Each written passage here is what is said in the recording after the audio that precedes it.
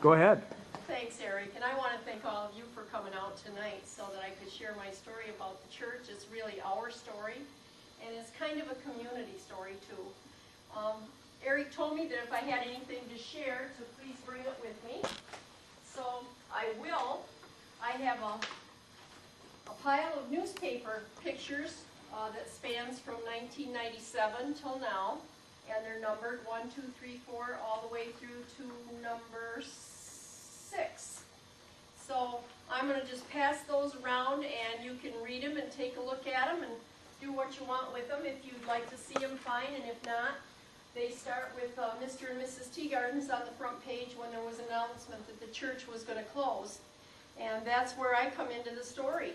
I read the newspaper article and started crying.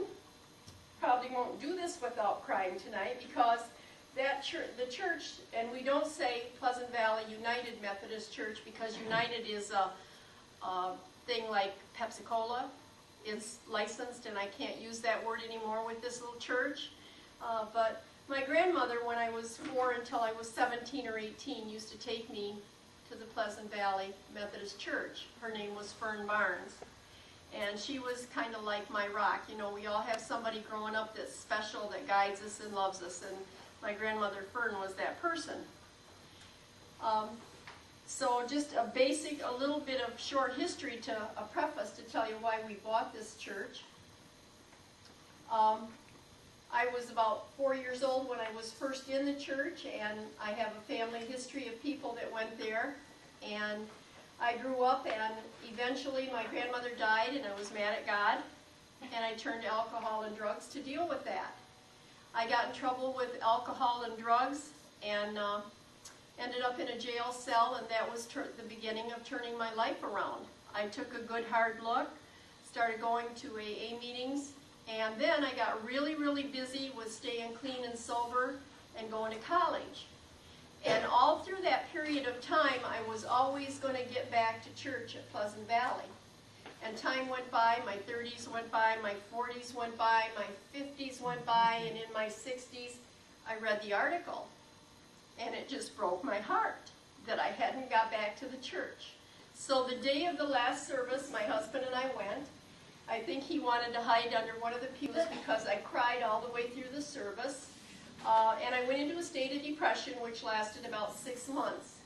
So when you come to newspaper clipping number 2, it's a picture of my husband putting a bell in an old school out northeast of town. And the day the newspaper article was, the reporter was there, she said, "What's your next heart's desire? I know you lived in a chicken coop down the road with your mom and dad and 3 brothers and sisters. I know you all slept on one mattress for a while. I know you're very, very poor, and now I know you returned and bought the school. What's your next heart's desire?" And I don't know if you've ever had the experience, but I could feel the sob start right down in my tummy and work its way up, and then the tears came, and I said, "I've got to check on the Pleasant Valley Methodist Church. I heard someone might buy it and tear it down." And so she cried with me that day. Okay, fast forward. Traumatic brain injury, short-term memory will always be impaired from 2 drunk driving car accidents where I was pronounced dead both times. Had out-of-body angel experiences. And the angel said, "Go back, you've got work to do." They didn't tell me what. I didn't know. So I drank another 3 years after the last accident. So fast forward 3 weeks, and I'm at work in Mount Pleasant. I'm now a successful substance abuse counselor with 2 agencies, Recovery Unlimited Counseling in Mount Pleasant and St. Louis. Fast forward, I started work that morning at 5 a.m.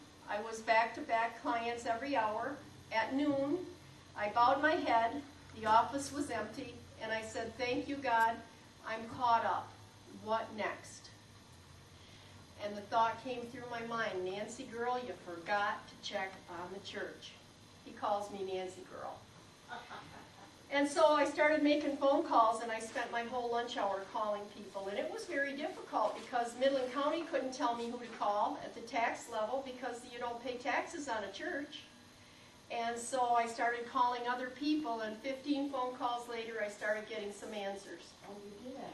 That night I went home, and I made a very, very nice dinner.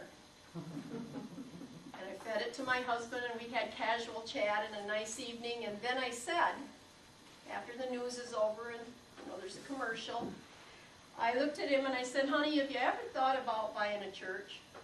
And he chuckled at me and he said, no, but I'll bet you have. And so that was the beginning. He said, how important is this to you? And I said, well, it's important enough to sell my 1957 Chevy Bel Air convertible. And I think some of you have seen that because I've hauled Santa Claus around here in town a few times when his sleigh was broke down. So Mike said, well, I think you better go ahead then. He said, you've never told me no about anything I wanted, and I'm not going to break that cycle with you. So long story short, I called. They would tell me someone had bid a 5-figure bid on it, but not who. I talked to Mike about that, and we made an offer of $15,000, and it was accepted eventually.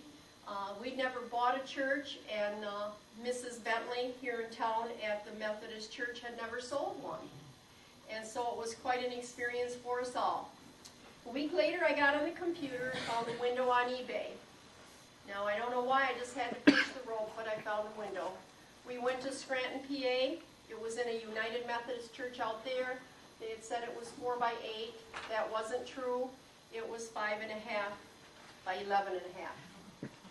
My husband took his 3-door GMC pickup in '98, and we went out there and we loaded that window on the side of it. It was setting, the pickup was setting like this, and then it went kind of like this. We drove 47-mile-an-hour home, 18 hours with the window straight through. So we got here to the church, and that was the beginning of our restoration. I'd already called and made an appointment with a man to put on a steel roof. And there was another almost $14,000. And so far we hadn't had a service there. We only had dreams. We went ahead and we had to repair the nursery and the pastor's office. There were holes leaking through the ceiling that had rotted the floor out. The carpet had to be replaced. It all had to be kilted and repainted. And then we put up blinds and curtains in the other rooms, not in the main part of the church. And in the meantime, my husband and our carpenter, Phil Stahl, came out, and well, before that there were a dozen guys that came, including my husband, the Sunday after we got home in October of 2008, that came and they carried this 1,000-pound window up into the church, and then they rolled it on broomsticks that we cut out of old brooms from the church up to the stage, got it lifted up there, got it set up in the center, leaned against the wall, and eventually Phil and Mike put it straight up about 36 inches out from the wall, and it has 16 4-foot fluorescent bulbs behind it. So those of you who've been there know when you flick a switch, the whole world turns beautiful, and your heart just gets on its knees. So bottom line is that's where it all started, and since we bought the church, the reason we bought it was the Serenity Prayer that I learned in AA, where it comes to it's God grant me the serenity to accept the things I cannot change. Couldn't change that church closing. There were only 9 or 10 people there. They couldn't maintain and sustain it. Courage to change the things I can. He says to me, put on your big girl panties and deal with it. So I did. I went home.